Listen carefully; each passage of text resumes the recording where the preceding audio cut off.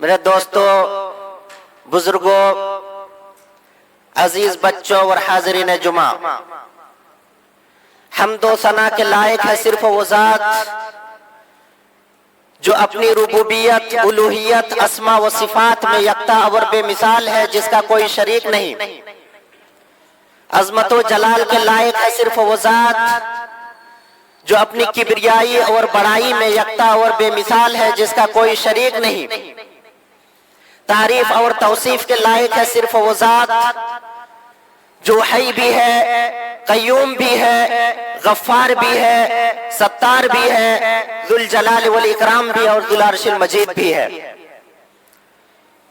درود و سلام ہو تمام انبیاء کرام پر، خصوصاً ہمارے آخری نبی جناب محمد رسول اللہ صلی اللہ علیہ وسلم پر، جو دنیائے انسانیت کے لیے رحمت بن کر کے تشریف لائے، جو تڑپتی اور سسکتی ہوئی انسانیت کے درد کا درما بن کر تشریف لائے، جو سید المرسلین، شفیع المذنبین اور رحمت للعالمین بن کر کے تشریف لائے، جس نبی نے اسلام کے پیغام کو ہم تک پہنچایا اور اللہ کی آواز کو عام کیا۔ اگرچہ اسلام کی آواز کو پہنچانے کے لیے، دین اسلام کے پیغام کو عام کرنے میں اگرچہ انہیں گالیاں سننی پڑی، اگرچہ انہیں مار سہنے پڑے، اگرچہ انہیں طعنے برداشت کرنے پڑے، لیکن ان تمام چیزیں کرنے کے باوجود بھی اسلام کے پیغام کو، اللہ کی آواز کو ہم تک پہنچایا۔ اللہم صلی علی محمد وعلی آل محمد کما صلیت علی ابراہیم وعلی آل ابراہیم انک حمید مجید۔ اللہم بارک علی محمد وعلی آل محمد کما بارکت علی ابراہیم وعلی آل ابراہیم انک حمید مجید۔ حاضرین جمعہ،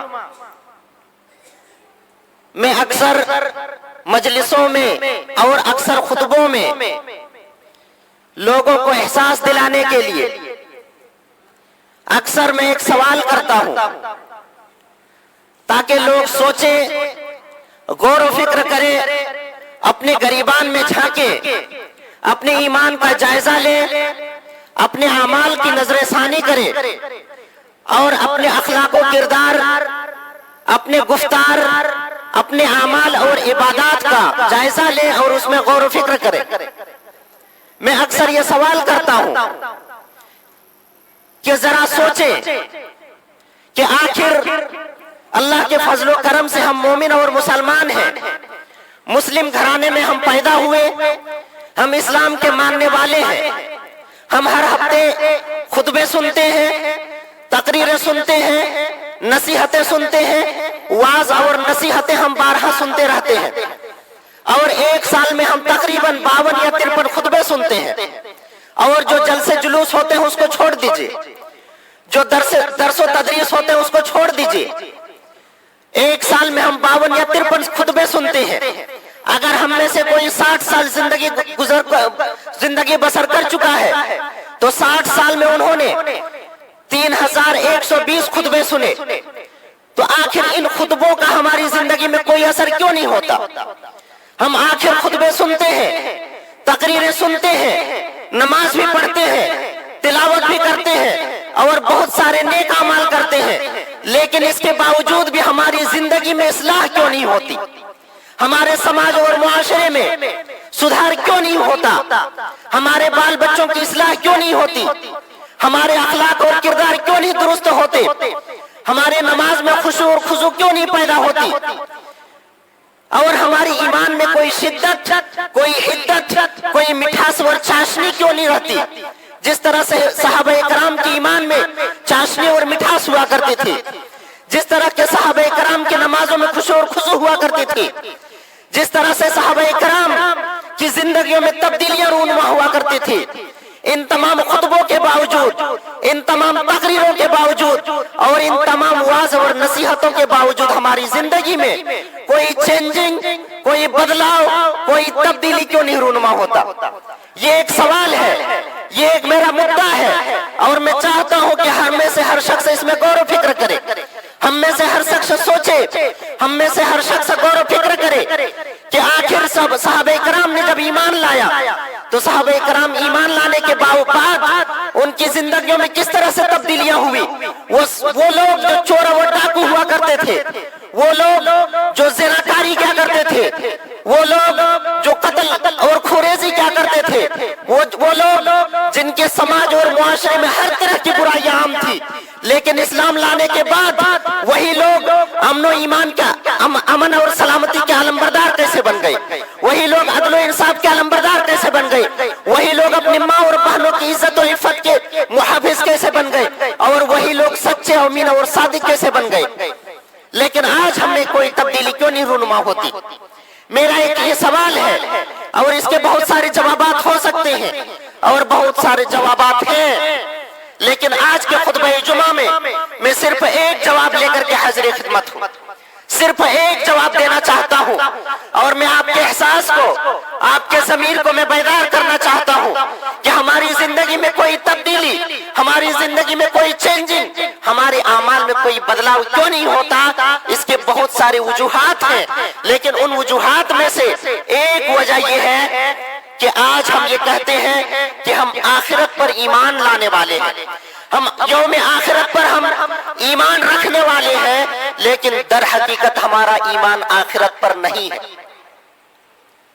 आखिरत पर हमारा ईमान नहीं है। जिस तरह से सहाबा कराम का ईमान हुआ करता था, जिस तरह से सहाबा कराम का तसव्वुर आखिरत के मुतालिक हुआ करता था, वो ईमान और आखिरत का वो तसव्वुर हमारे ज़हन और दिमाग में, हमारे दिलों में आज मौजूद नहीं है। इसी वजह से हम बुराइयां करते हैं, हम गलतियां करते हैं, लेकिन हमें एहसास नहीं होता कि ये बुराई है, हमें एहसास नहीं होता कि ये गलती है। हमें कभी ये नहीं लगता कि हमें अल्लाह रब्बुल आलमीन के दरबार में इसकी खड़े होकर के जवाब देना पड़ेगा। हम बुराइयां करते हैं, बुराइयों में हम मुलव्विस रहते हैं, गलत काम करते हैं, गलतियां करते हैं, लेकिन हमें एहसास नहीं होता कि अल्लाह रब्बुल आलमीन के दरबार में हमें इसका जवाब देना पड़ेगा। हमारी ये जवाबदेही होगी। ये तसव्वुर हमारे ज़हन दिमाग से खत्म हो चुका है। ये तसव्वुर, ये अकीदा आखिरत हमारे ज़हन दिमाग से निकल चुका है। और अल्लाह रब्बुल आलमीन ने सूरे बकरा में अल्लाह रब्बुल आलमीन दूसरे ही सफ़ा में इसका नक्शा खींचा है। मुनाफिकीन के बारे में अल्लाह रब्बुल आलमीन ने कहा, व मिनन नास मन यक़ूलु आमन्ना बिल्लाहि व बिल यौमिल आखिर व मा हुम बिमुमिनीन। लोगों में से कुछ ऐसे हैं जो कहते हैं कि हम अल्लाह पर और यौम आखिर पर ईमान लाने वाले हैं, वमा हुम बिमुमिनीन, लेकिन वो ईमान लाने वाले नहीं है।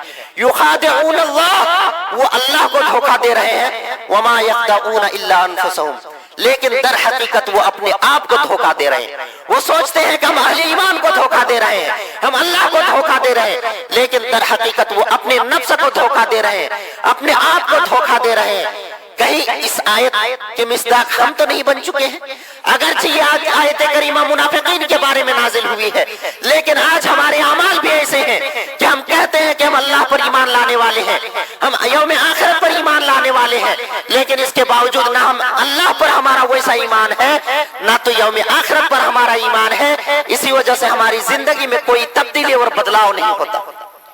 खुतबे सुनने के बावजूद हमारी जिंदगी में किसी भी किस्म की कोई तब्दीली, कोई बदलाव नहीं होता, न हमारे अखलाक और किरदार में, न हमारे गुफ्तार में, न हमारे चाल ढाल में, न हमारी इबादत में, न हमारी जिंदगी के किसी शोबे और किसी गोशे में किसी भी किस्म की कोई बदलाव और तब्दीली होती।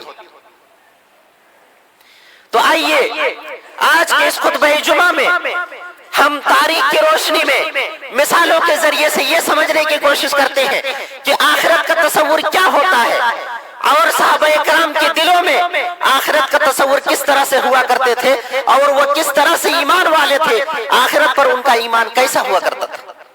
हम और आप जानते हैं कि नबी करीम सल्लल्लाहु अलैहि वसल्लम मासूम अनिल खता है, नबी करीम सल्लल्लाहु अलैहि वसल्लम बख्शे बख्शाए हैं, नबी करीम सल्लल्लाहु अलैहि वसल्लम तमाम अंबिया के सरदार हैं, नबी करीम सल्लल्लाहु अलैहि वसल्लम आदम अलैहिस्सलाम से लेकर के क़यामत तक तमाम इंसानों में सबसे अफजल, सबसे बेहतर, सबसे मुअज़्ज़ज़, सबसे मुकर्रम और सबसे बुजुर्ग हैं।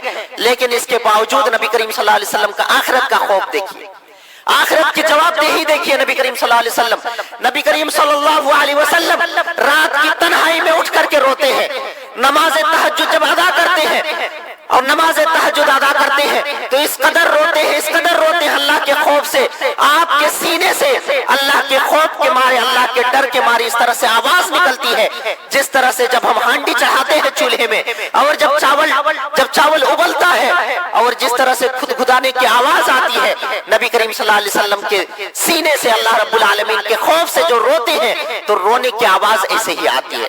نبی کریم صلی اللہ علیہ وسلم جب قرآن کریم کی تلاوت کرتے ہیں، جب جہنم کا تذکرہ ہوتا ہے، جب جہنم کے آیت کے پاس پہنچتے ہیں، جب جہنم کے بارے میں تلاوت کرتے ہیں تو کئی بار اس کو دہراتے ہیں، ایک بار پڑھتے ہیں پھر دہراتے ہیں، پھر پڑھتے ہیں پھر دہراتے ہیں اور مسلسل روتے رہتے ہیں۔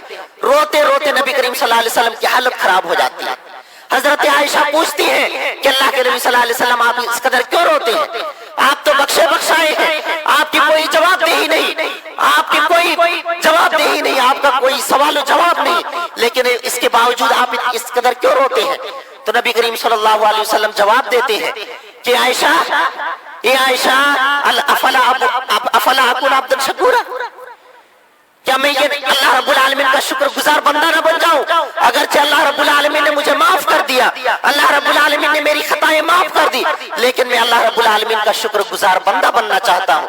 اللہ رب العالمین کے خوف کا یہ عالم ہے کہ نبی کریم صلی اللہ علیہ وسلم کہتے ہیں کہ سورہ تکویر، سورہ واقعہ اور سورہ انفطار اور ان جیسی سورتوں نے مجھے وقت سے پہلے بوڑھا بنا دیا۔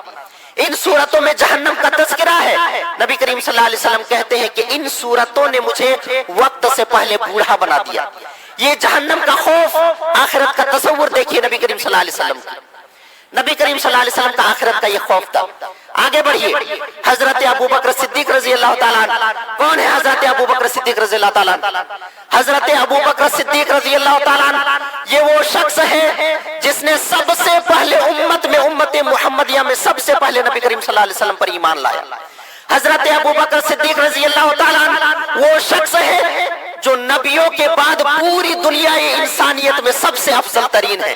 نبیوں کے بعد سب سے بلند مرتبہ اگر کسی کو ملا تو حضرت ابو بکر صدیق کو ملا۔ حضرت ابو بکر صدیق رضی اللہ تعالیٰ عنہ وہ واحد شخص ہے جنہوں نے سب سے پہلے اسلام کی راہ میں مار کھائی۔ حضرت ابو بکر صدیق رضی اللہ تعالیٰ عنہ یہ وہ شخص ہے جنہوں نے سب سے پہلے اسلام کی دعوت، اسلام کی تبلیغ کی۔ حضرت ابو بکر صدیق رضی اللہ تعالیٰ عنہ یہ وہ واحد شخص ہے جو حج فرض ہونے کے بعد نبی کریم صلی اللہ علیہ وسلم نے سب سے پہلے حضرت ابو بکر صدیق کو امت محمدیہ میں بلکہ پوری دنیا انسانیت میں سب سے پہلے امیر حج بنا کر کے مکہ بھیجا۔ حضرت ابو بکر صدیق رضی اللہ تعالیٰ عنہ یہ وہ واحد شخص ہے، یہ وہ اکیلا شخص ہے جس کو قیامت کے دن جنت کے 8 دروازوں سے بلایا جائے گا۔ قیامت کے دن جنت کے 8 دروازوں سے اگر کسی کو بلایا جائے گا تو وہ حضرت ابو بکر صدیق رضی اللہ تعالیٰ عنہ کہ جنت کے 8 دروازے حضرت ابو بکر صدیق کو بلائیں گے۔ حضرت ابو بکر صدیق رضی اللہ تعالیٰ عنہ یہ وہ واحد شخص ہے جس کو نبی کریم صلی اللہ علیہ وسلم نے اپنی زندگی میں اپنے مصلی پر 17 مرتبہ کھڑا کیا نماز پڑھانے کے لیے۔ حضرت ابو بکر صدیق کے علاوہ کسی کو نبی کریم صلی اللہ علیہ وسلم نے اپنی موجودگی میں اپنے مصلی میں نماز پڑھانے کے لیے جگہ نہیں دیا، کسی کو نہیں، لیکن حضرت ابو بکر صدیق رضی اللہ تعالیٰ عنہ کو 17 بار کھڑا کیا اپنے مصلی میں۔ حضرت ابو بکر صدیق رضی اللہ تعالیٰ عنہ یہ واحد شخص ہے جس کے بارے میں نبی کریم صلی اللہ علیہ وسلم نے جب حضرت عائشہ نے پوچھا کہ اللہ کے نبی صلی اللہ علیہ وسلم آپ پوری دنیا میں سب سے زیادہ کس سے محبت کرتے ہیں؟ نبی کریم صلی اللہ علیہ وسلم نے کہا عائشہ تمہیں سے سب سے زیادہ محبت کرتا ہوں۔ نبی کریم صلی اللہ علیہ وسلم سے حضرت عائشہ نے پوچھا کہ اللہ کے نبی صلی اللہ علیہ وسلم مردوں میں سب سے زیادہ آپ کس سے محبت کرتے ہیں؟ کہا عائشہ تمہارے باپ حضرت ابو بکر صدیق سے سب سے زیادہ محبت کرتا ہوں۔ یہ وہ ابو بکر صدیق رضی اللہ تعالیٰ عنہ ہے جس کے بارے میں نبی کریم صلی اللہ علیہ وسلم نے کہا کہ اگر میں کسی کو اپنا خلیل بناتا تو حضرت ابو بکر صدیق کو بناتا۔ حضرت ابو بکر صدیق رضی اللہ تعالیٰ عنہ یہ واحد شخص ہے کہ جب نبی کریم صلی اللہ علیہ وسلم کے پاس تمام بڑے بڑے صحابہ کرام بیٹھے ہوئے ہیں، حضرت ابو بکر، حضرت عمر فاروق بھی موجود، حضرت عثمان غنی بھی موجود، حضرت علی بھی موجود، طلحہ و زبیر بھی موجود، سعد بن ابی وقاص اور ابو عبیدہ بن جراح بھی موجود، تمام بڑے بڑے صحابہ کرام نبی کریم صلی اللہ علیہ وسلم کے پاس بیٹھے ہوئے ہیں۔ نبی کریم صلی اللہ علیہ وسلم نے 4 سوال کیا۔ سب سے پہلے سوال کیا من اصبح منکم اليوم صائما، کہ لوگوں بتاؤ آج تم میں سے کس نے نفلی روزہ رکھا؟ تمام صحابہ اکرام خاموش ہیں۔ حضرت ابو بکر صدیق نے کہا انا یا رسول اللہ، اللہ کے رسول اللہ صلی اللہ علیہ وسلم میں نے نفلی روزہ رکھا۔ نبی کریم صلی اللہ علیہ وسلم نے دوسرا سوال کیا نبی کریم صلی اللہ علیہ وسلم نے کہ من اطعم منکم اليوم مسکینا، آج تم میں سے کس نے کسی مسکین کو، کسی غریب کو کھانا کھلایا؟ تمام صحابہ اکرام خاموش ہیں۔ حضرت ابو بکر صدیق رضی اللہ تعالیٰ عنہ نے کہا انا یا رسول اللہ، اللہ کے رسول صلی اللہ علیہ وسلم میں نے مسکین کو کھانا کھلایا۔ نبی کریم صلی اللہ علیہ وسلم نے تیسرا سوال کیا من تبع منکم اليوم جنازہ، کہ آج تم میں سے کس نے کسی کی اپنے بھائی کی نماز جنازہ پڑھی ہے؟ تمام صحابہ اکرام خاموش ہیں۔ حضرت ابو بکر صدیق نے کہا کہ انا یا رسول اللہ، اللہ کے رسول صلی اللہ علیہ وسلم میں نے۔ نبی کریم صلی اللہ علیہ وسلم نے چوتھا سوال کیا فمن عاد منکم اليوم مریضا، کہ آج تم میں سے کس نے اپنے بیمار بھائی کی بیمار پرسی کی؟ آج تم میں سے کون جو بیمار تھا اس کے پاس جا کر اس کی تیمارداری کی، اس کی بیمار پرسی کی؟ تم میں سے کون ہے؟ تمام صحابہ اکرام خاموش ہیں۔ حضرت ابو بکر صدیق نے کہا انا یا رسول اللہ، یا اللہ کے رسول صلی اللہ علیہ وسلم۔ تمام صحابہ اکرام کی موجودگی میں 4 سوالات ہوئے۔ کس نے نفلی روزہ رکھا؟ حضرت ابو بکر نے کہا میں نے۔ کس نے مسکین کو کھانا کھلایا؟ حضرت ابو بکر صدیق کہتے ہیں میں نے۔ تیسرا سوال ہوا کہ کس نے نماز جنازہ پڑھی؟ حضرت ابو بکر صدیق نے کہا میں نے۔ چوتھا سوال ہوا کہ کس نے آج کسی بیمار بھائی کی بیمار پرسی کی؟ حضرت ابو بکر صدیق نے کہا میں نے۔ تمام صحابہ اکرام خاموش ہیں۔ نبی کریم صلی اللہ علیہ وسلم نے کہا مجتمعنا فی امرئ الا دخلہ الجنہ، کہ یہ 4 چیزیں جس شخص کے اندر ایک دن میں جمع ہو جائے، ایک دن میں یہ 4 چیزیں جس شخص کے اندر جمع ہو جائے وہ شخص جنتی ہے، وہ شخص جنتی۔ وہ حضرت ابو بکر صدیق رضی اللہ تعالیٰ عنہ جس کو نبی کریم صلی اللہ علیہ وسلم نے مختلف موقعوں پر 8 مرتبہ جنت کی خوشخبری سنائی، ایک مرتبہ نہیں۔ اگر نبی کریم صلی اللہ علیہ وسلم ایک مرتبہ ہی کہہ دیتے تو کافی تھا، لیکن نبی کریم صلی اللہ علیہ وسلم نے 8 مرتبہ حضرت ابو بکر صدیق کو کہا ابو بکر تم جنتی، ابو بکر تم جنتی، ابو بکر تم جنتی، ابو بکر تم جنتی۔ یہ حضرت ابو بکر صدیق ہیں۔ پوری دنیا انسانیت میں نبیوں اور رسولوں کے بعد سب سے افضل ترین حضرت ابو بکر صدیق خلیفہ اول۔ نبی کریم صلی اللہ علیہ وسلم کی وفات کے بعد پورے صحابہ کرام نے سب نے مل کر کے حضرت ابو بکر صدیق کو خلیفہ رسول بنایا، خلافت کے لیے منتخب کیا۔ وہ حضرت ابو بکر صدیق رضی اللہ تعالیٰ عنہ آخرت کا تصور میں دکھانا چاہتا ہوں۔ آخرت کا تصور دیکھیے، جنت میں ہاتھ کا سرٹیفکیٹ، نبی کریم صلی اللہ علیہ وسلم کی زبانی 8 مرتبہ جنت کی بشارت، جنت کی خوشخبری، لیکن اس کے باوجود حضرت ابو بکر صدیق رضی اللہ تعالیٰ عنہ، حضرت ابو بکر صدیق رضی اللہ تعالیٰ عنہ کہتے ہیں جب چلتے چلتے کبھی ایسا ہوتا ہے کہ حضرت ابو بکر صدیق رضی اللہ تعالیٰ عنہ اپنے نگاہوں کو بلند کرتے ہیں، اپنے سر کو اٹھاتے ہیں، اپنے نگاہوں کو آسمان کی طرف بلند کرتے ہیں اور کہتے ہیں کہ پرندوں، اے چڑیوں، تم کتنے خوش نصیب ہو کہ تم دانا چگتے ہو، ٹھنڈے چھاؤں میں تم آرام کرتے ہو، تم مر جاؤ گے، تمہارا کوئی حساب و کتاب نہیں۔ کاش کہ ابو بکر صدیق بھی تمہاری طرف ہوتا، کاش کہ ابو بکر صدیق کو بھی اپنے اعمال کا حساب نہیں دینا پڑتا، کاش کہ ابو بکر صدیق کو اللہ کے دربار میں کھڑا نہ ہونا پڑتا، کاش کہ ابو بکر صدیق کو اللہ رب العالمین کے سامنے جواب نہ دینا پڑتا، حساب و کتاب نہ دینا پڑتا۔ آخرت کا تصور دیکھیے، آخرت کا خوف دیکھیے۔ حضرت ابو بکر صدیق رضی اللہ تعالیٰ عنہ جس سے نبی کریم صلی اللہ علیہ وسلم سب سے زیادہ محبت کرتے ہیں، لیکن اس حضرت ابو بکر صدیق کا آخرت کا خوف دیکھیے، آخرت کا تصور دیکھیے کہ پوری زندگی میں آپ کوئی ایسی مثال نہیں دکھا سکتے ہیں کہ نبی کریم کہ حضرت ابو بکر صدیق نے، حضرت ابو بکر صدیق سے کوئی ایسی غلطی ہوئی ہو، نبی کریم صلی اللہ علیہ وسلم ان سے خفا ہو گئے ہو، ناراض ہو گئے ہو، کبھی ایسا نہیں ہوا۔ بلکہ اللہ رب العالمین نے تو حضرت ابو بکر صدیق کے بارے میں قرآن میں کہا، حضرت ابو بکر صدیق کو قرآن میں اللہ رب العالمین نے صاحب کا لقب دیا، اور نبی کریم صلی اللہ علیہ وسلم نے عتیق کا لقب دیا، نبی کریم صلی اللہ علیہ وسلم نے صدیق کا لقب دیا، لیکن اس کے باوجود آخرت سے کس قدر ڈرتے ہیں حضرت ابو بکر صدیق رضی اللہ تعالیٰ۔ لیکن آج ہم اتنے بے خوف ہو چکے ہیں، आज हम इतने निडर हो चुके हैं, आज हमारे ज़हनो दिमाग से अल्लाह रब्बुल आलमीन का खौफ इस तरह से निकल चुका है कि हम बड़े बड़े गुनाह करने में अल्लाह रब्बुल आलमीन से शर्म महसूस नहीं करते। बड़े बड़े गुनाह हम दिन दहाड़े कर गुजरते हैं, लेकिन रब्बुल आलमीन का खौफ नहीं होता, अल्लाह रब्बुल आलमीन का डर नहीं होता। हम इतने बेखौफ और निडर हो चुके हैं कि हमें कभी खौफ नहीं होता, कभी डर नहीं होता, कभी ऐसा नहीं लगता कि हमें अल्लाह रब्बुल आलमीन के दरबार में खड़े होकर के जवाब देना पड़ेगा। चलिए आगे बढ़ते हैं। दूसरे खलीफा हजरत उमर फारूक रजी अल्लाह ताला अन्हु, ये वो उमर फारूक हैं जिसके बारे में नबी करीम सल्लल्लाहु अलैहि वसल्लम ने कहा, लौ कान बादी नबियुन लकान उमर बिन खत्ताब, कि अगर मेरे बाद कोई नबी होता तो वो उमर बिन खत्ताब होते। ये उमर फारूक है, जब किसी रास्ते से गुजरते हैं तो शैतान भी रास्ता छोड़ देता है। ये वो उमर फारूक है, ये वो उमर फारूक है, जब कोई बात कहते हैं, नबी करीम सल्लल्लाहु अलैहि वसल्लम को कोई मशवरा देते हैं, तो अल्लाह रब्बुल आलमीन हजरत उमर फारूक की ताईद में आसमान से कुरान की आयतें नाजिल कर देता। 6 मरतबा ऐसा हुआ कि नबी करीम सल्लल्लाहु अलैहि वसल्लम को हजरत उमर फारूक ने कोई मशवरा दिया कि अल्लाह के नबी सल्लल्लाहु अलैहि वसल्लम आपको ऐसा करना चाहिए, अल्लाह के नबी सल्लल्लाहु अलैहि वसल्लम ऐसा होना चाहिए। 6 मरतबा ऐसा हुआ कि हजरत उमर फारूक ने नबी सल्लल्लाहु अलैहि वसल्लम को जो मशवरा दिया वही अल्लाह रब्बुल आलमीन ने आयत नाजिल फरमा दी। वो उमर फारूक रजी अल्लाह ताला अन्हु, जिसको कई बार नबी करीम सल्लल्लाहु अलैहि वसल्लम ने जन्नत की बशारत दी, वो उमर फारूक रजी अल्लाह ताला अन्हु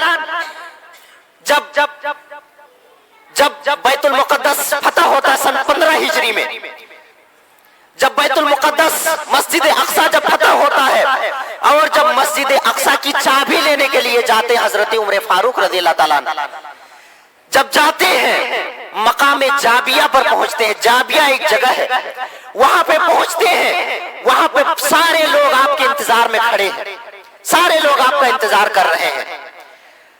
हजरत उमर फारूक जब वहां पहुंचते हैं, सबसे पहले कहते हैं कि मेरे भाई अबू उबैदा बिन जर्राह को बुलाओ, मैं उनसे कुछ बात करना चाहता हूं, मैं उनसे तन्हाई में कुछ बात करना चाहता हूं। हजरत अबू उबैदा बिन जर्राह को बुलाया गया। हजरत उमर फारूक गले मिलते हैं और इस कदर रोते हैं कि वहां पे देखने वाले सब रो देते हैं हजरत उमर फारूक के रोने को देख करके। इसके बाद हजरत उमर फारूक कहते हैं कि मेरे भाई अबू उबैदा बिन जर्राह, हमें मर करके अल्लाह रब्बुल आलमीन के पास जाना है। अल्लाह रब्बुल आलमीन सवाल करेगा कि नबी सल्लल्लाहु अलैहि वसल्लम के बाद तुमने कौन से वो अमाल किए, कौन सी वो सरगर्मियां की, तो हम क्या जवाब देंगे। हजरत अबू उबैदा बिन जर्राह कहते हैं ऐसा करते हैं कि अमीरुल मोमिनीन ऐसा करते हैं, हम अल्लाह रब्बुल आलमीन के दरबार में जाकर के माफी मांगते हैं। दोनों वहां से निकल पड़ते हैं, छुप छुपा करके जाते हैं, लोगों की नजरों से बचा करके जाते हैं, बहुत दूर जाकर के एक दरख्त के पीछे छुप जाते हैं। दरख्त के पीछे छुप करके दोनों अल्लाह रब्बुल आलमीन के दरबार में हाथ उठा करके दुआएं करते हैं। दोनों इस कदर रोते हैं, इस कदर रोते हैं कि देखने वाले भी रो पड़ते हैं और बहुत देर रोते रहते हैं कि देखने वालों की आंखें भी अश्कबार हो जाती हैं और वो रोते रोते वापस आते हैं। वो उमर फारूक हैं कि जब उसके इंतकाल के वक्त जब नमाज पढ़ा रहे थे, फजर का वक्त है, हजरत उमर फारूक नमाज फजर पढ़ा रहे हैं। अबू लुलू मजूसी ताक में लगा हुआ है, खंजर लेकर के अपने चादर में छुपा करके ताक में लगा हुआ है। हजरत उमर फारूक रज़ी अल्लाह ताला अन्हु सूरे यूसुफ की तिलावत कर रहे हैं। जब इस आयत करीमा पर पहुंचे, वबियज़्ज़त आइनाहु मिनल हुज़्न फहुवा कज़ीम, तो इस कदर रोए कि आखिरी सबसे भी लोगों के रोने की आवाज आने लगी। तमाम नमाज़ी, तमाम मुसल्ली रोने लगे हजरत उमर फारूक के रोने की आवाज को सुनकर के। जब रुकू में जाते हैं, अबू लुलू मजूसी जो खंजर छुपा करके रखा था, ताक में लगा हुआ था, हजरत उमर फारूक के पेट में 3 बार जख्म करता है, खंजर से जख्मी करता है और भाग निकलता है, बाद में पकड़ा जाता है। हजरत उमर फारूक वहीं पे जख्मी होकर के गिर पड़ते हैं, जख्मी होकर के गिर पड़ते हैं, लेकिन नमाजियों को किसी को मालूम नहीं, किसी को मालूम नहीं है। इस वजह से कि वो एक ऐसी कौम थी जो तलवार के झनकार में वो नमाज अदा करने वाली थी, जो घोड़ों के करने वाले थे। इसी वजह से जो जंग के मैदानों में दुश्मनों के सामने नमाज अदा करने वाली वो कौम थी, इसी वजह से उन्हें एहसास नहीं हुआ, इस कदर नमाज में मशगूल थे कि जख्मी हुए हजरत उमर फारूक, लेकिन किसी को भी मालूम नहीं हुआ। हजरत उमर फारूक ने अपने पीछे नमाज पढ़ रहे हजरत अब्दुर्रहमान बिन औफ को हाथ पकड़ करके अपनी जगह पर खड़ा किया। हजरत अब्दुर्रहमान बिन औफ नमाज पढ़ाने लगे। जब लोगों ने हजरत उमर फारूक की आवाज नहीं सुनी बल्कि हजरत अब्दुर्रहमान बिन औफ की आवाज सुनी, तो तमाम लोगों को ताज्जुब हुआ कि आज अमीरुल मोमिनीन की आवाज को किया हुआ, आज अदलो इंसाफ के अलमबरदार की आवाज क्यों खामोश हो गई, आज अमीरुल मोमिनीन की आवाज क्यों खामोश हो गई। लोगों ने नमाज अदा किया। नमाज अदा करने के बाद हजरत उमर फारूक का पहला सवाल, हजरत उमर फारूक का पहला सवाल, मुझे किसने मारा? लोगों ने कहा कि अबू लुलू मजूसी यहूदी ने मारा। हजरत उमर फारूक कहते अल्लाह का शुक्र है कि मुझे ऐसे आदमी ने मारा जिसने कभी अल्लाह रब्बुल आलमीन को सजदा नहीं किया। ऐसा क्यों कहा? ऐसा इस वजह से कहा कि हजरत उमर फारूक हमेशा शहीद होने की दुआ क्या करते थे, इसलिए कि वो शहादत के दर्जा को पाना चाहते थे। जो लोग अल्लाह की राह में शहीद होते हैं उनकी फजीलतों को सुन करके उनके दिल में ये ख्वाहिश पैदा होती थी कि अल्लाह रब्बुल आलमीन काश कि मैं भी शहीद होता, अल्लाह मुझे भी शहादत की मौत दे ताकि मैं भी शहीदों का दर्जा पा सकूं। तो जब अबू लुलू मजूसी ने उसको कत्ल किया, इसका मतलब वो शहीद हुए, तो अल्लाह रब्बुल आलमीन का शुक्र अदा किया। दूसरा सवाल, क्या मैंने नमाज अदा किया कर ली? क्या मैंने नमाज अदा कर ली? क्या मैंने नमाज अदा कर ली? जख्मी की हालत में खाक और खून में तड़प रहे हैं, इस कदर जख्मी हैं कि जब दूध पेश किया गया, दूध पिए तो पेट के रास्ते से अतड़ी से निकल गया, जब दूसरी चीज पेश किया गया वो भी अतड़ी से निकल गया, इस कदर जख्मी, लेकिन नमाज का ख्याल देखिए। क्या मैंने नमाज अदा कर ली? क्या मैंने नमाज अदा कर ली? उस वक्त तक सवाल करते हैं जब तक लोगों ने ये नहीं कहा कि हाँ अमीरुल मोमिनीन आपने नमाज अदा कर ली। उस हालत में भी नमाज की फिक्र, और वो सोचते हैं कि कहीं ऐसा ना हो कि हम बगैर फजर की नमाज पढ़े हुए हम मर जाए। अल्लाह रब्बुल आलमीन ये पूछे कि उमर फारूक तुमने फजर की नमाज क्यों नहीं पढ़ी? अल्लाह रब्बुल आलमीन से हमारी मुलाकात इस हाल में ना हो कि हम फजर की नमाज ना पढ़ सकें, इस वजह से बार बार पूछते हैं कि मैंने नमाज पढ़ ली। आज हमारे पास वक्त मौजूद, आज हमारे पास सेहत और तंदुरुस्ती मौजूद, आज हमारे पास तमाम दौलत मौजूद, सब नेमतें मौजूद, लेकिन इसके बावजूद भी एहसास नहीं होता कि हम नमाज छोड़ रहे हैं। हमें एहसास नहीं, हमें फुर्सत नहीं नमाज पढ़ने की, हमें तौफीक नहीं मिलती नमाज की। उस हालत में भी नमाज की फिक्र। अरे नमाज तो जंग के मैदान में भी माफ नहीं है। हम सोचते हैं ना कि हम बहुत बिजी हैं, चलो बाद में नमाज पढ़ लेंगे। आप पूरे तारीख में, पूरे सहाबा की तारीख में आप एक भी ऐसी मिसाल नहीं दिखा सकते कि सहाबाए कराम ने नमाज छोड़ दिया और कज़ा कर दिया कि चलो बाद में पढ़ लेंगे। जंग के मैदान में भी नमाज फर्ज है, जंग के मैदान में भी नमाज से छुटकारा नहीं है। जब घर ले जाया गया हजरत उमर फारूक को, लिटाया गया, तकिया पेश किया गया हजरत उमर फारूक को, तकिया फेंक दिया, कहा कि ये बहुत गुनाहगार आदमी का सर है, ये गुनाहगार आदमी का सर है, इसको जमीन पे रखो। अल्लाह रब्बुल आलमीन गर्दो गुबार को देख करके अल्लाह रब्बुल आलमीन हो सकता माफ कर दे। अल्लाह रब्बुल आलमीन खाक और खून में तड़पते हुए इस सर को देख करके हो सकता अल्लाह रब्बुल आलमीन माफ कर दे। इस गुनाहगार सर को जमीन पे रखो, ये तकिया के लायक नहीं है, ये गुनाहगार सर है।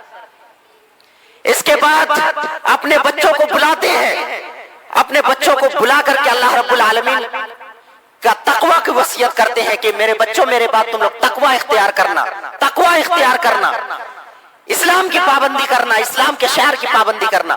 इसके बाद हजरत उमर फारूक कहते हैं कि ए वो जात, उस जात पर तू रहम कर जिसकी हुकूमत खत्म हो गई लेकिन तेरी हुकूमत कभी खत्म होने वाली नहीं है। ए वो जात जिसकी हुकूमत कभी खत्म होने वाली नहीं है, उस जात पर तू रहम कर जिसकी हुकूमत तबाह हो बर्बाद हो गई, खत्म हो गई। तो ये हजरत उमर फारूक हैं जिसको नबी करीम सल्लल्लाहु अलैहि वसल्लम ने कई बार जन्नत की बशारत दी। वो हजरत उमर फारूक हैं जिन्होंने इस्लाम की सबसे ज्यादा खिदमत की और इस्लाम को हजरत उमर फारूक ने दुनिया के कोने कोने तक पहुंचाया। और हजरत उमर फारूक के जमाने में हजरत हजरत उमर फारूक ने अदल इंसाफ की वो मिसाल कायम की कि आज तक उसके बाद अदल इंसाफ की वो मिसाल हमें फिर दोबारा नजर नहीं आती। वो उमर फारूक सन 23 हिजरी में जब हज करके मक्का से मदीना वापस आते हैं, वादी बतहा पर पहुंचते हैं, एक जगह का नाम है बतहा, वहां पे अपनी चादर बिछाते हैं, चादर बिछा करके आप चित लेट जाते हैं, पीठ के बल लेट जाते हैं, अपने हाथों को बुलंद करते हैं, अल्लाह रब्बुल आलमीन से दुआ करते हैं कि अल्लाह रियाया हर जगह फैल चुकी है, मेरी हुकूमत का दायरा बहुत ही वसी हो चुका है और मैं बहुत ही कमजोर हो चुका हूं, ये अल्लाह तो इसी हाल में मुझे उठा ले ताकि अल्लाह रब्बुल आलमीन तेरे दरबार में उमर फारूक को कोई जवाब ना देना पड़े। उमर फारूक को इसी हाल में तो उठा ले। वो उमर फारूक कभी जमीन की तरफ झुकते हैं और एक तिनका उठा करके कहते हैं कि काश के मैं तिनका की तरह होता, एक लकड़ी एक तिनका की तरह होता, काश के मेरी माँ ने मुझे पैदा ही नहीं न किया होता ताकि अल्लाह रब्बुल आलमीन के दरबार में मुझे जवाब न देना पड़ता, अल्लाह रब्बुल आलमीन के दरबार में मेरी हाजिरी ना होती, अल्लाह रब्बुल आलमीन के सामने मेरी जवाबदेही ना होती, काश के उमर फारूक एक तिनका होता, तिनके की तरह होता, काश के उमर फारूक को उसकी माँ पैदा ही ना की होती। वो उमर फारूक है। आखिरत का तसव्वुर देखिए, आखिरत का अकीदा देखिए, आखिरत का खौफ देखिए, और हम किस कदर नीडर हो चुके हैं, हम किस कदर बेखौफ हो चुके हैं कि बड़े बड़े गुनाह अंजाम देने में भी हम नहीं कांपते हैं, हमारा दिल नहीं कांपता, हमारी ज़मीर इस कदर मुर्दा हो चुकी है कि इन बातों का हमारे दिल पर कोई असर होने वाला नहीं। वही रफ्तार बेढंगी जो पहले थी अब भी है, कितनों भी सुन ले हम तकरीरें, कितनों भी वाकयात हम पढ़ ले, कुछ भी हम कर ले, लेकिन हमारी जिंदगी में बदलाव नहीं आ सकता, इस वजह से कि हमारा दिल मुर्दा हो चुका है, हमारी ज़मीर मुर्दा हो चुकी है, हमारी ईमान में कोई शिद्दत और हिद्दत नहीं रही, हमारी जिंदगी में कोई बदलाव आने वाला नहीं। चलिए आगे चलते हैं। तीसरे खलीफा हजरत उस्मान गनी रज़ी अल्लाह ताला अन्हु, ये वाहिद शख्स हैं हजरत उस्मान गनी रज़ी अल्लाह ताला अन्हु, जिसको नबी करीम सल्लल्लाहु अलैहि वसल्लम ने अपने सबसे पहले अपनी एक बेटी का निकाह हजरत उस्मान गनी से किया, रुकैया से। रुकैया जब वफात पा जाती है, नबी करीम सल्लल्लाहु अलैहि वसल्लम ने अपनी दूसरी बेटी का निकाह में दे देते हजरत उस्मान गनी। कुछ दिनों के बाद वो भी इंतकाल कर जाती है, तो नबी करीम सल्लल्लाहु अलैहि वसल्लम कहती हैं कि अगर मेरे पास और इसके बाद भी अगर तीसरी बेटी भी होती तो वो भी मैं उस्मान गनी को दे देता। वो उस्मान गनी जिसको नबी करीम सल्लल्लाहु अलैहि वसल्लम ने एक ही मजलिस में 7 मरतबा जन्नत की बशारत दी। आदम अलैहिस्सलाम से लेकर के कयामत तक उस्मान गनी के अलावा और कोई शख्स दुनिया में नहीं है जिसको किसी भी नबी ने एक ही मजलिस में, एक ही बैठक में 7 मरतबा जन्नत की खुशखबरी दी हो, कोई नहीं है ऐसा, सिर्फ हजरत उस्मान गनी है जिसको एक ही मजलिस में नबी करीम सल्लल्लाहु अलैहि वसल्लम ने 7 मरतबा जन्नत की खुशखबरी दी कि उस्मान तुम जन्नती, उस्मान तुम जन्नती, उस्मान तुम जन्नती, उस्मान तुम जन्नती। ये गज़वा तबूक के मौका पर हुआ। गज़वा तबूक के मौका पर जब नबी करीम सल्लल्लाहु अलैहि वसल्लम गज़वा तबूक की तैयारी कर रहे थे, बहुत ही तंगी का आलम था, उस वक्त हजरत उस्मान गनी ला करके नबी करीम सल्लल्लाहु अलैहि वसल्लम के दामन में, नबी करीम सल्लल्लाहु अलैहि वसल्लम के गोद में ला करके दौलत, माल और दौलत ला करके डालते जाते थे। नबी करीम सल्लल्लाहु अलैहि वसल्लम कहते जाते थे कि उस्मान तुम जन्नती, उस्मान तुम जन्नती, उस्मान तुम जन्नती। वो उस्मान गनी कि जब नबी करीम सल्लल्लाहु अलैहि वसल्लम ने कहा, जब मुसलमान जब हिजरत करके मदीना पहुंचे, वहां पे पीने के पानी की कमी थी, मुसलमानों को पीने के लिए तकलीफ होती थी, पानी नहीं मिलती। एक कुआं था बीर रूमा, उसका मालिक था यहूदी, वो मुसलमानों के हाथों बहुत महंगा पानी बेचता था। नबी करीम सल्लल्लाहु अलैहि वसल्लम ने कहा, तुम में से कौन है जो बीर रूमा को खरीद करके मुसलमानों के लिए वक्फ कर दे, अल्लाह रब्बुल आलमीन उसकी मग़फ़िरत की मैं ज़मानत लेता हूँ, और अल्लाह रब्बुल आलमीन ने उसकी मग़फ़िरत कर दी, और उसके लिए मैं मग़फ़िरत और जन्नत की बशारत सुनाता हूँ और मैं ज़मानत लेता हूँ। हजरत उस्मान गनी ने उसको खरीदा और अल्लाह रब्बुल आलमीन के राह में वक्फ कर दिया। नबी करीम सल्लल्लाहु अलैहि वसल्लम ने कहा कि कौन है, जब मस्जिद नबवी की तामीर हो रही थी, जगह की कमी पड़ गई, नबी करीम सल्लल्लाहु अलैहि वसल्लम ने कहा, कौन है जो इस जगह को खरीद करके अल्लाह रब्बुल आलमीन के राह में वक्फ कर दे, मैं उसकी मग़फ़िरत और उसकी जन्नत की ज़मानत लेता हूँ। हजरत उस्मान गनी ने उसको खरीद करके अल्लाह के राह में वक्फ कर दिया। गज़वे तबूक के मौका पर नबी करीम सल्लल्लाहु अलैहि वसल्लम ने कहा, कौन है जो माल और दौलत खर्च करे, मैं उसके लिए मग़फ़िरत की ज़मानत देता हूँ। हजरत उस्मान गनी लाते गए, देते गए, लाते गए, देते गए। लगभग 29 किलो चांदी और लगभग 5 किलो सोना और लगभग 970 ऊंट और बहुत सारे घोड़े अल्लाह के राह में हजरत उस्मान गनी ने दिया। तो ये वो उस्मान गनी है, ये उस्मान गनी है जिसकी फजीलत बहुत ज्यादा है, जिसको नबी करीम सल्लल्लाहु अलैहि वसल्लम ने एक ही मजलिस में 7 बार जन्नत की खुशखबरी सुनाई है।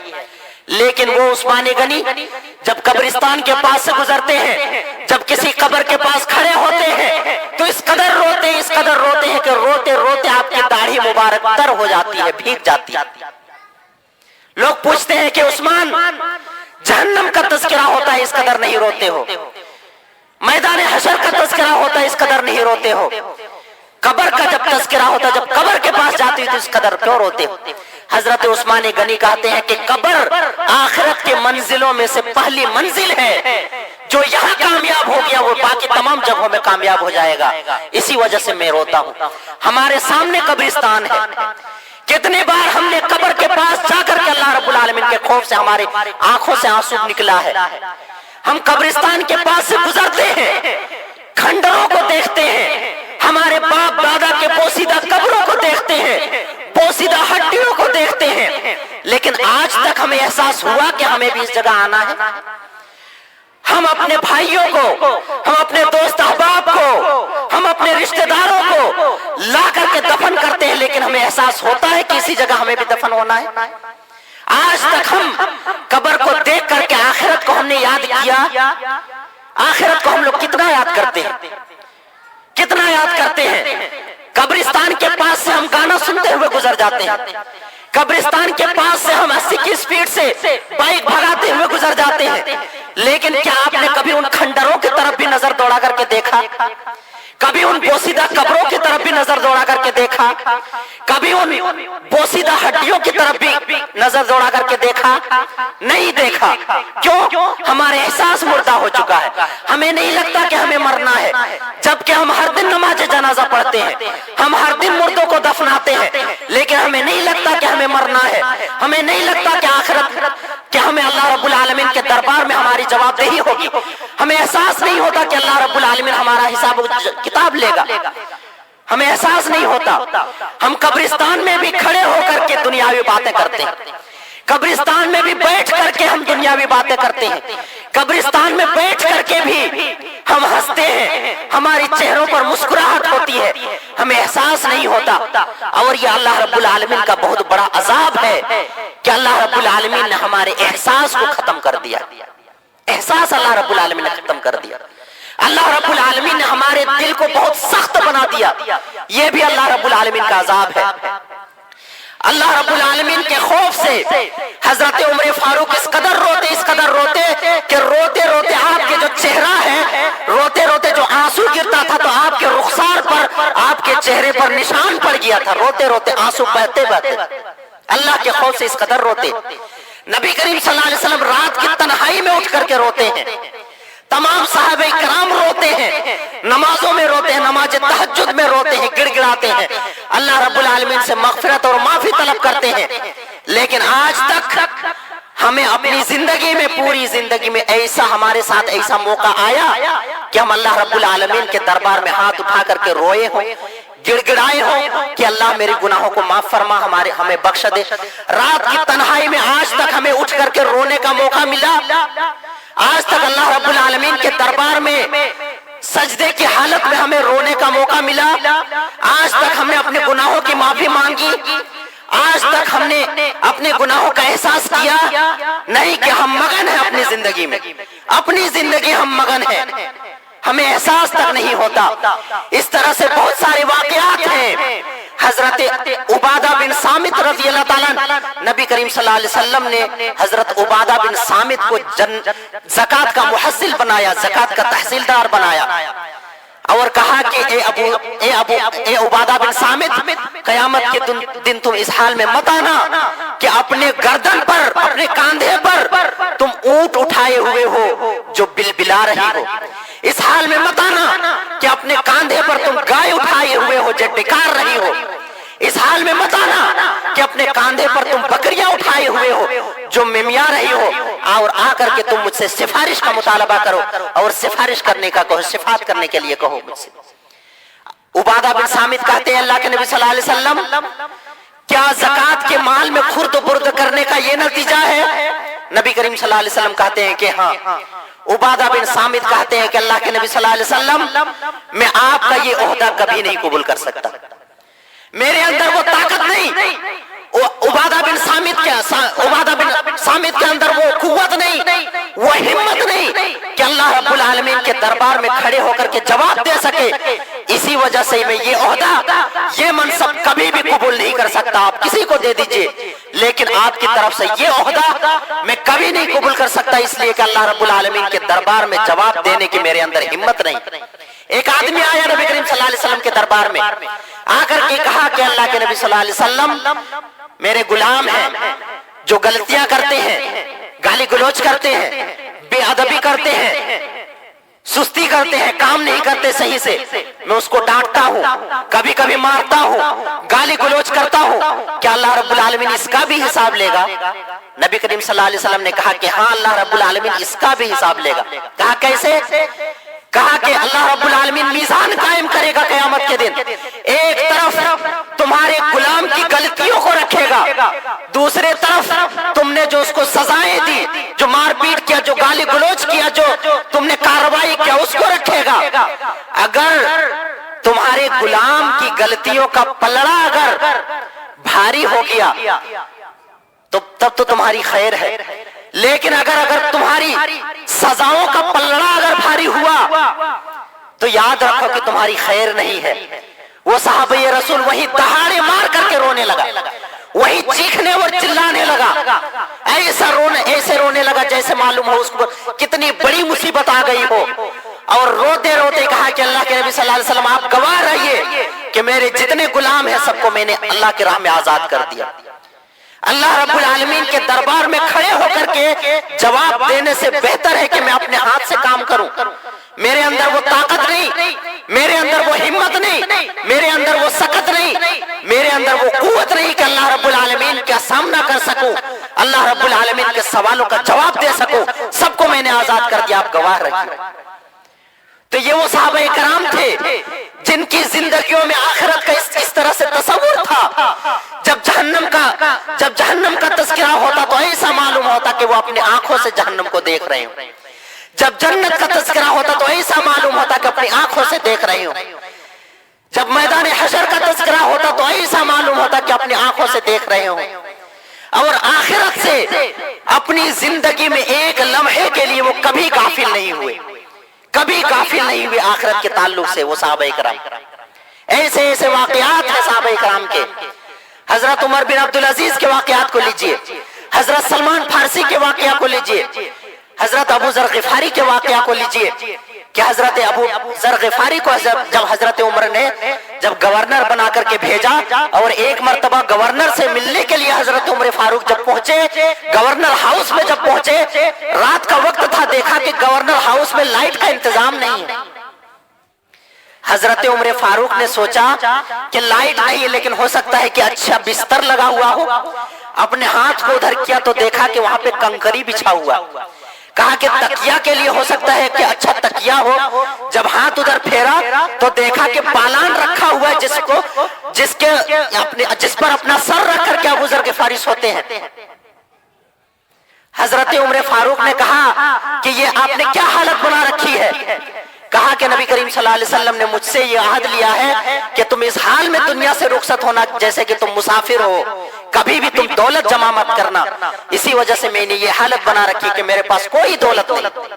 अल्लाह नबी सल्लल्लाहु अलैहि वसल्लम की अहद का मैंने पाबंदी किया है। उसके इंतकाल के बाद जो गवर्नर हाउस से जो माल और दौलत बरामद होता, जो निकलता, वो क्या है जानते हैं?